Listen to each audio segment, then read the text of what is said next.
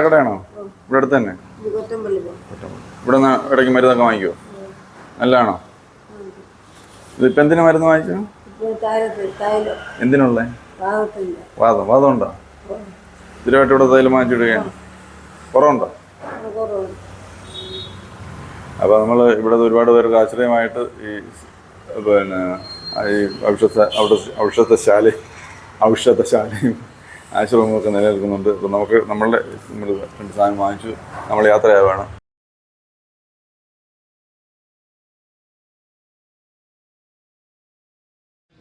Hello friends, അപ്പോൾ ഇന്നത്തെ കേരള കോളിങ്ങിലേക്ക് എല്ലാ ഫ്രണ്ട്സിനും സ്വാഗതം. ഇന്നത്തെ എപ്പിസോഡിന് ഒരു പ്രത്യേകതയുണ്ട്. എന്താണെന്നറിയാൻ നമുക്ക് അകത്തേക്ക് പോകാം.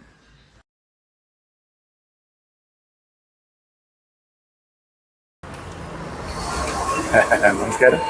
ഞാനേ നമ്മൾ കാട്ടാക്കടയാണിത്. കാട്ടാക്കടയിൽ ബസ് സ്റ്റേഷൻ ഓപ്പോസിറ്റ് ഒരു ആയുർവേദ ഔഷധശാലയുടെ ഔട്ട്ലെറ്റ് കണ്ടു. അപ്പോൾ അവിടെ കയറി ഒന്ന് അന്വേഷിച്ചു. ഇത് സിദ്ധാശ്രമം ശിവാനന്ദ വിജയം ഔഷധശാല. സിദ്ധാശ്രമത്തിൻ്റെ സ്ഥാപകൻ സ്വാമി ശിവാനന്ദ പരമഹംസയാണ്, അദ്ദേഹമാണിത്. അപ്പോൾ ഇത് കാട്ടാക്കട, വടകര ഒക്കെ ആശ്രമങ്ങളുണ്ട്, ഔഷധ നിർമ്മാണ ശാലകളുണ്ട്, ഔട്ട്ലെറ്റുകൾ കേരളത്തിൽ പല ഭാഗങ്ങളിലുണ്ട്, തമിഴ്നാട്ടിലുണ്ട്. അപ്പോൾ തിരുവനന്തപുരത്ത് തന്നെ കാട്ടാക്കട, കുറ്റിച്ചൽ, തമ്പാനൂർ ഇവിടങ്ങളിലുണ്ട്. ഞാൻ ഇവിടെ നിന്ന് ഒരു ച്യവനപ്രാശം വാങ്ങിക്കണം. നമുക്ക് യമുന നിലനിർത്തണമല്ലോ. ആരോഗ്യം പണ്ടത്തുപോലെ വയസ്സായിക്കൊണ്ടിരിക്കുന്നു. ഇന്ന് നിങ്ങൾ കരുതണ്ട, എനിക്കല്ല, അച്ഛന് വാങ്ങിച്ചു കൊടുക്കാനാണ്. അപ്പോൾ ഞാനൊരു ച്യവനപ്രാശം വാങ്ങിച്ചപ്പോൾ ഒരു സ്വാമി ഇരിക്കുന്നു, അദ്ദേഹമായിട്ട് ഞാൻ സംസാരിച്ചു. അപ്പോൾ ഇത് സാധാരണ ഇതൊരു വലിയ ലാർജ് സ്കെയിലിൽ മാർക്കറ്റ് ചെയ്യുന്ന സ്ഥാപനങ്ങളുണ്ട് ഈ ച്യവനപ്രാശമൊക്കെ. അപ്പോൾ ശരിക്കും ഇതിൻ്റെ ഒരു കൂട്ടനുസരിച്ച് അതിൻ്റെ ആയുർവേദ വിധിപ്രകാരം ഉണ്ടാക്കുമ്പോൾ ഇത് നല്ല എമൗണ്ട് ആകുമെന്നാണ് ഞാൻ കേട്ടിട്ടുള്ളത്. അപ്പോൾ അതിനെക്കുറിച്ച് സംസാരിച്ചപ്പോൾ അദ്ദേഹം പറയുന്നത് പിന്നെ ശരിക്കും ഇത് ശുദ്ധമായ നെല്ലിക്കയിൽ അവരുടെ ആശ്രമത്തിൽ തന്നെ ലാഭേച്ഛയില്ലാതെ ഉണ്ടാക്കുന്ന ഉൽപ്പന്നമാണ്. അപ്പോൾ ലാഭം ഇല്ലാത്തത് കാരണം അവർക്ക് വേണമെങ്കിൽ കുറച്ച് കൊടുക്കാം എന്നുള്ള കാര്യത്തിലാണ് പറയുന്നത്. ഞാൻ എന്തായാലും അരക്കിലോടെ ഒരു ബോട്ടിലിന് 240 രൂപ അല്ലേ? 240. അപ്പോൾ 1 കിലോ വാങ്ങിക്കുമ്പോൾ 480 രൂപ. അപ്പോൾ 20 കിലോ ഒരു ബോട്ടിലും കൂടെ തരുമല്ലോ അല്ലേ? 480 രൂപ. ഇവിടെ പിന്നെ മറ്റുള്ള സാധനത്തിന് കുറച്ച് തരുമോ, കടം തരുമോ എന്നൊന്നും ചോദിക്കാൻ പറ്റത്തില്ല. കാരണം ഇവരൊരു സർവീസ് പോലെ നടത്തുന്ന സ്ഥാപനം. അതിൽ നിങ്ങൾക്ക് അതിനകത്ത് ലാഭമല്ലല്ലോ, അതിനപ്പുറം ഇതൊരു അങ്ങനെ ചെയ്യുന്നതാണ്. അപ്പോൾ അതുകൊണ്ട് നമ്മൾ പറയുന്ന കാശ് വാങ്ങിച്ചുകൊണ്ട് പോകാന്നുള്ളതേ ഉള്ളൂ. ഇപ്പോൾ ഇവിടെ നമ്മൾ ഇത് ച്യവനപ്രാശം അല്ലാണ്ട് നമുക്ക് എല്ലാ മെഡിസിൻസും ഉണ്ട്. അപ്പോൾ പഠിത്തമൊക്കെ അവിടെ തന്നെ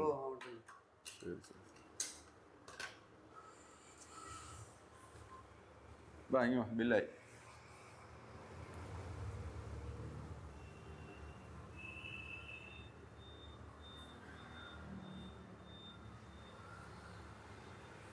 ഇത് എടുത്തോ. അപ്പുറത്തൊരു ഔട്ട്ലെറ്റ് ഉണ്ടല്ലോ അവിടെ, അത് അങ്ങാടി മരുന്നുകൾക്ക് പ്രത്യേകം. നിങ്ങൾ തന്നെ കൃഷി ചെയ്യുന്നതാണോ ഈ അങ്ങാടി? അതാണ് അല്ലേ. അപ്പോൾ അവിടെ നിങ്ങളൊരു പ്രത്യേക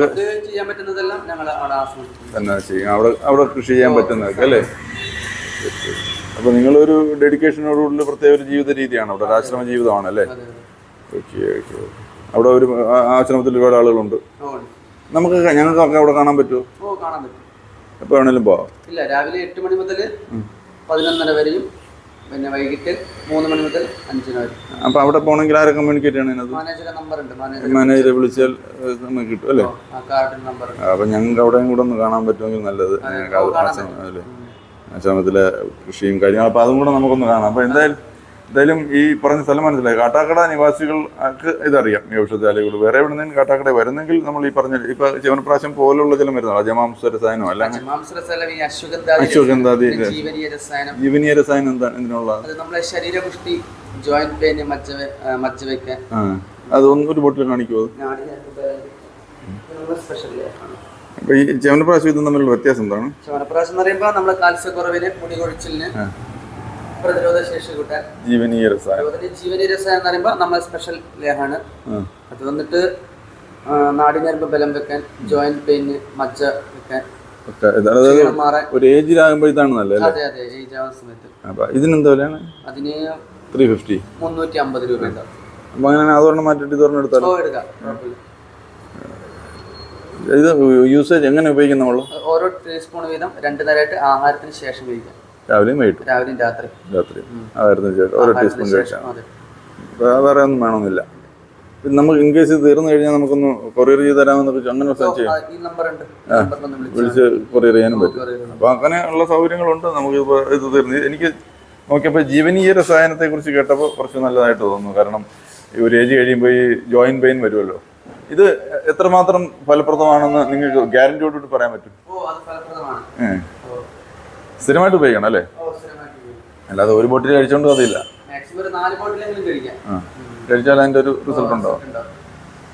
ശരി ശരി. അപ്പോൾ അങ്ങനെയാണെങ്കിൽ ഇത് നമുക്കൊന്ന് ട്രൈ ചെയ്ത് നോക്കാം. അപ്പോൾ ഈ ജീവനീയ രസായനം, ചവനപ്രാശം, പിന്നെ അശ്വഗന്ധാദി അല്ലേ, ഇത്തരം ഈ ഒരു ഏജ് ആയി കഴിഞ്ഞിട്ടും മറ്റേ കാൽസ്യത്തിൻ്റെ അല്ലേ, എല്ലുറപ്പിനൊക്കെ നല്ലത്. അപ്പോൾ ഇതൊക്കെ ഡോക്ടറുടെ നിർദ്ദേശാനുസരണം വാങ്ങിച്ച് കഴിക്കാം അല്ലേ?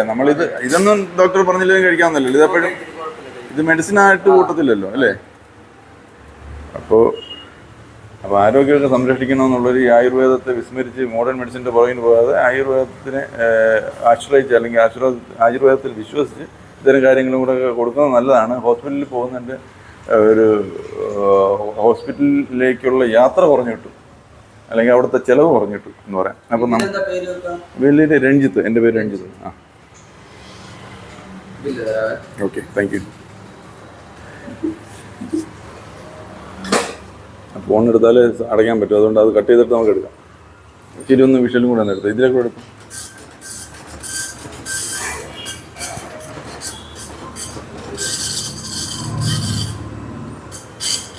അപ്പോൾ താങ്ക് യു.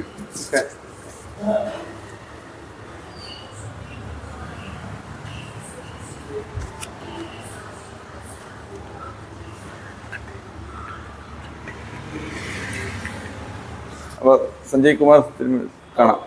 Thank you. അപ്പോൾ നമ്മൾ എപ്പോഴും ഈ മണ്ണിൽ നിന്നും പ്രകൃതിയിൽ നിന്നും നോക്കണം. അമ്മയുടെ പേരെന്ത് വരുന്നു?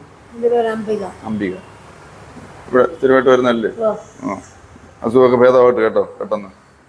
ശരി. അപ്പോൾ ഇതുപോലെ നമ്മൾ നിൽക്കുമ്പോൾ തന്നെ രോഗികളായിട്ടുള്ളവരും അല്ലാതുള്ളവരും വന്ന് ഓരോന്നൊക്കെ വാങ്ങിക്കുന്നുണ്ട്. വിശ്വസിക്കുക, ഭക്ഷിക്കുക. നമ്മൾ എപ്പോഴും നമ്മുടെ ആരോഗ്യം പ്രധാനമാണ് എന്നുള്ളൊരു ചിന്തയിൽ ജീവിക്കുക.